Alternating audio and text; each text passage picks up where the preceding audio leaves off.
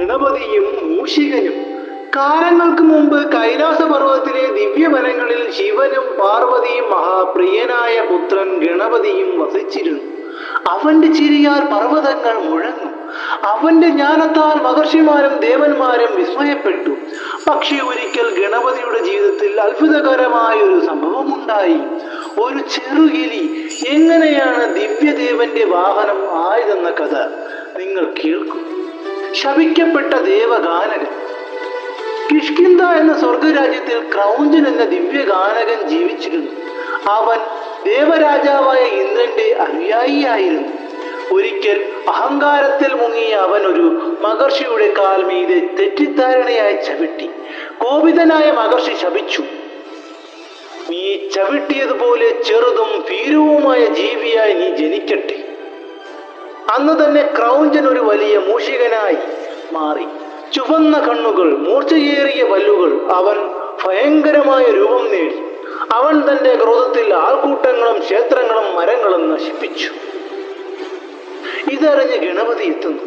ദേവന്മാരും മഹർഷിമാരും ആ ഭീകര മൂഷികനെ തടയാനാകാതെ ഗണപതിയെ പ്രാർത്ഥിച്ചു. അവൻ ചിരിയോടെ എത്തി. ശാന്തതയോടുകൂടിയ ശക്തിയുടെ പ്രതീകമായി. മൂഷികൻ ഗണപതിയെ കണ്ടയുടൻ ഉഗ്രമായ ആർത്തനാദത്തോടെ അവന്റെ നേരെ ചാടി. ഭൂമി നടുങ്ങി. ഗണപതി ഒന്ന് ചിരിച്ചു. അവൻ തന്റെ ദിവ്യനായ പാശമെറിഞ്ഞു. അതുകൊണ്ട് മൂഷികൻ ഉടൻ ബന്ധിക്കപ്പെട്ടു. ദേവാ, ക്ഷമിക്കൂ. മൂഷികൻ കരഞ്ഞു. എന്നെ ശാപത്തിൽ നിന്നും മോചിപ്പിക്കൂ. ഗണപതി മൃദുലമായ ശബ്ദത്തിൽ പറഞ്ഞു, നീ അഹങ്കാരത്തിന്റെ പേരിൽ ശപിക്കപ്പെട്ടു. എന്നാൽ ഭക്തിയിലൂടെ നീ മോക്ഷം നേടും.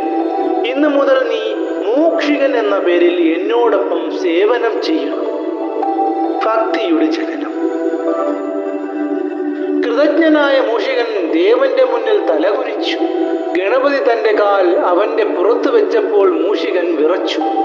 ഗണപതിയുടെ ഭാരമേ കൂറ്റനായിരുന്നു. ദേവാ, താങ്കളെ വഹിക്കാൻ എനിക്കാവില്ല, മൂഷികൻ പറഞ്ഞു. ഗണപതി പുഞ്ചിരിച്ചു. ഞാനാണ് ലോകത്തിന്റെ ഭാരവും ജ്ഞാനത്തിന്റെ വസ്തു. പക്ഷേ ഹൃദയത്തിൽ ഭക്തിയുണ്ടെങ്കിൽ അശക്യമായതും ലഘുവാകും. അപ്പോഴേ മൂഷികന്റെ ശരീരത്തിൽ ദിവ്യശക്തി നിറഞ്ഞു. അവൻ ഉജ്ജ്വലമായി നിൽക്കെ അഭിമാനത്തോടെ ഗണപതിയെ തന്റെ മേൽ കയറ്റി. അവർ ഒരുമിച്ച് ലോകമെമ്പാടും സഞ്ചരിച്ചു. കൈലാസത്തിൽ നിന്നും മനുഷ്യ ഹൃദയങ്ങളിലേക്കും സഞ്ചരിച്ചു. ജ്ഞാനത്തിന്റെ പ്രതീകം. അന്ന് മുതൽ മൂഷികൻ ഗണപതിയുടെ വിശ്വസ്ത വാഹനമായി. ഒരു ചെറു ജീവനും ഭക്തിയാലും വിനയത്താലും ദിവ്യതയെ വഹിക്കാമെന്ന് അതിലൂടെ ലോകം പഠിച്ചു. ഗണപതി എലിയുടെ മേൽ സവാരി ചെയ്യുന്നത് ശക്തിയുടെ പ്രദർശനമല്ല, അത് പാഠമാണ്. വലുപ്പമല്ല മഹത്വത്തിന്റെ അളവ്. അഹങ്കാരം നമ്മെ ഭാരമേറിയവരാക്കും, ഭക്തി നമ്മെ ദിവ്യമാക്കും. ഇങ്ങനെ ഗണപതിയും മൂഷികനും ചേർന്ന് ലോകമെമ്പാടും സഞ്ചരിച്ചു. വിനാശങ്ങൾ നീക്കി അനുഗ്രഹങ്ങൾ വിതറുന്ന ദിവ്യയുഗ്മമായി. നന്ദി, നമസ്കാരം. ഇത് കഥ ഇഷ്ടപ്പെട്ടാൽ ലൈക്ക് ചെയ്യുക, ഷെയർ ചെയ്യുക, സബ്സ്ക്രൈബും കൂടി ചെയ്തേക്കണേ.